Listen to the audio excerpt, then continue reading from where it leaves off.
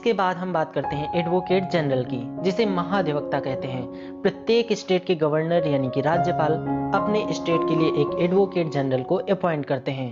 Advocate general यानी कि महाधिवक्ता का काम ये होता है कि अगर स्टेट गवर्नमेंट को अदालत में रिप्रेजेंट करना होता है तो ये काम एडवोकेट जनरल करते हैं, यानी कि ये अदालत में सरकार का पक्ष रखते हैं। तो राज्य सरकार के सारे केसेस को कोर्ट में रिप्रेजेंट करते हैं एडवोकेट जनरल। इसके साथ ही अगर स्टेट गवर्नमेंट को कोई लीगल एडवाइस चाहिए होते हैं तो वो भी एडवोकेट जनरल ही देते हैं।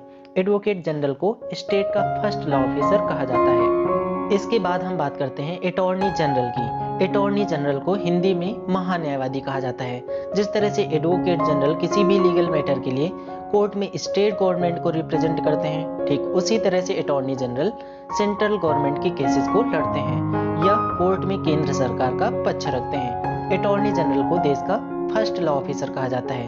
ये सेंट्रल गवर्नमेंट के किसी भी लीगल मैटर में सलाह देते हैं यानी कि एडवाइस देते हैं। अटॉर्नी जनरल के बाद सेकंड नंबर पर होते हैं सॉलिसिटर जनरल। सॉलिसिटर जनरल को देश का सेकंड लॉ ऑफिसर कहा जाता है। ये केंद्र सरकार के किसी भी लीगल मैटर में अटॉर्नी जनरल की हेल्प करते हैं। तो अटॉर्नी जनरल को कंट्री का फर्स्ट लॉ ऑफिसर कहा जाता है और सॉलिसिटर जनरल को कंट्री का सेकंड लॉ ऑफिसर कहा जाता है।